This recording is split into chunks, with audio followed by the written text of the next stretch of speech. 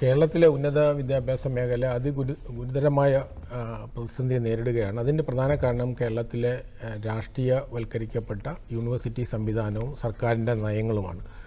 ഇന്ത്യയുടെ ചരിത്രത്തിലൊരിക്കലും ഒരു നിയമപരമായൊരു യുദ്ധം താൽക്കാലിക വൈസ് ചാൻസലറുടെ അപ്പോയിൻമെൻറ്റുമായിട്ട് ഇതുവരെ ഉണ്ടായിട്ടില്ല. ആദ്യമായിട്ടാണ് ഇത്തരമൊരു നിയമ സുപ്രീം കോടതിയിലേക്ക് പോകുന്നത്.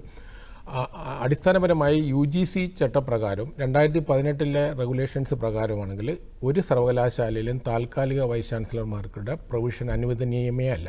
പക്ഷേ കേരളത്തിൽ 2015 നിലവിൽ വന്ന ടെക്നിക്കൽ യൂണിവേഴ്സിറ്റി KTUവിൻ്റെയും അത് 2021 നിലവിൽ വന്ന ഡിജിറ്റൽ സർവകലാശാലയിലും താൽക്കാലിക വൈസ് ചാൻസലറെ കുറിച്ച് പറഞ്ഞു. ഇന്ത്യയിൽ 1100-ലധികം സർവകലാശാല ഒരു സ്ഥലത്തും താൽക്കാലിക വൈസ് ചാൻസലർ സാധാരണഗതിയിൽ കേരള സർവകലാശാലയുടെ സ്റ്റാറ്റ്യൂട്ട് പറയുന്നത് വൈസ് ചാൻസലറുടെ കാലാവധി കഴിഞ്ഞാൽ അദ്ദേഹത്തിന് വേണമെങ്കിൽ 6 മാസം വരെ തുടരാനും അതിനിടയിൽ പുതിയ പെർമനൻറ്റ് വൈസ് ചാൻസലറെ നോട്ടിഫിക്കേഷനിലൂടെ കൊണ്ടുവരണം. ഇവിടെ നമ്മൾ ചർച്ച ചെയ്യേണ്ടത് കേരളത്തിലെ 1 ഡസനിലധികം സർവകലാശാലകളിൽ സ്ഥിര വൈസ് ചാൻസലർമാരെ നിയമിക്കുന്നതിന് എന്ത് തടസ്സമാണുള്ളത്?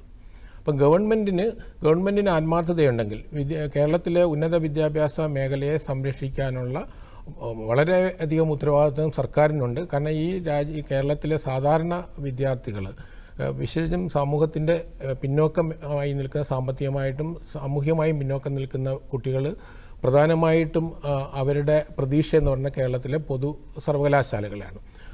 ഞാനിത് പറയാൻ കാരണം കേരളത്തിലെ വലിയൊരു ശതമാനം വിദ്യാർത്ഥികൾ കേരളം വിട്ടുപോകുന്നുണ്ട്, പുറം രാജ്യങ്ങളിലേക്ക് പോകുന്നുണ്ട്. കേരളത്തിന് പുറത്തുള്ള മിക്കവാറും എല്ലാ പ്രൈവറ്റ് സർവകലാശാലകൾ ഉൾപ്പെടെ മറ്റ് ദേശീയ സർവകലാശാലയൊക്കെ മലയാളി കുട്ടികളാണ് ഏറ്റവും കൂടുതൽ വരുന്നത്. കേരളത്തിലെ സർവകലാശാലകളിൽ 4 അഫിലിയേറ്റഡ് കോളേജിൽ വേണ്ട 45% ഡിഗ്രി സീറ്റുകൾ ഈ കഴിഞ്ഞ നിയമസഭയിൽ നമ്മുടെ ഉന്നത വിദ്യാഭ്യാസം ഒഴിഞ്ഞു കിടക്കുകയാണ്. അതിന് പോയി മുന്നിലത്തെ വർഷത്തിൽ 37%. നിവൃത്തിയുള്ളവരൊക്കെ പുറത്തേക്ക് പോവുകയാണ്. അപ്പോൾ ശരിക്കും നമ്മുടെ പാവപ്പെട്ട മിടുക്കരായ കുട്ടികളുടെ ഭാവിയെ വെച്ച് രാഷ്ട്രീയം കളിക്കുന്ന ഇത് അവസാനിപ്പിച്ചേ പറ്റുള്ളൂ. അതിൽ നമ്മുടെ കോടതികളും ഈ താൽക്കാലിക വൈസ് ചാൻസലർക്ക് ഇപ്പോൾ 6 മാസം കൊടുത്തിരിക്കുന്നത്. എന്തിനാണ് 6 മാസത്തിൻ്റെ ആവശ്യം? ശരിക്കും പറഞ്ഞാൽ എത്രയും പെട്ടെന്ന് സർവകലാശാലകൾക്ക് സ്ഥിര വൈസ് ചാൻസലർമാരെ കൊണ്ടുവരിക എന്നുള്ളതായിരിക്കണം നമ്മുടെ ലക്ഷ്യം. പക്ഷേ ഇവിടെ നമ്മൾ കാണുന്നത്, ഇന്ന് നമ്മൾ കേരള സർവകലാശാലയുമായി ബന്ധപ്പെട്ടിട്ടുള്ള വാർത്തകൾ നമ്മൾ വരുന്നുണ്ട്. നമ്മുടെ വളരെ ഒരു സർവകലാശാലയുടെ ചരിത്രത്തിൽ നമ്മുടെ ഇന്ത്യയിൽ ഒരു സംസ്ഥാനത്തിലും കാണാത്ത തരത്തിലുള്ള നാടകങ്ങളാണ് കേരളത്തിൽ ഈ രാഷ്ട്രീയവൽക്കരണത്തിൻ്റെ ഭാഗമായി നടക്കുന്നത്. ഇത് പൊതുസമൂഹം കൂടുതൽ ചർച്ച ചെയ്യും. ഞാൻ മനസ്സിലാക്കുന്നത് നമ്മുടെ സാധാരണ ആൾക്കാരും ഈ സർവകലാശാല സംവിധാനങ്ങളെക്കുറിച്ച് അറിയില്ല. ഇപ്പം കേരള സർവകലാശാലയെ നിയന്ത്രിക്കുന്നത് വൈസ് ചാൻസലറും അല്ലെങ്കിൽ രജിസ്ട്രാറും അല്ല, അതിൻ്റെ മുകളിലുള്ള സിൻഡിക്കേറ്റാണ്. നിയമപരമായിട്ട് സർവകലാശാലയുടെ അഡ്മിനിസ്ട്രേറ്റീവ് അക്കാഡമിക് ഉത്തരവാദിത്തങ്ങൾ പൂർണ്ണമായിട്ടും വൈസ് ചാൻസലർക്കാണ്. വൈസ് ചാൻസലറുടെ കീഴിലാണ് രജിസ്ട്രാർ വരുന്നത്.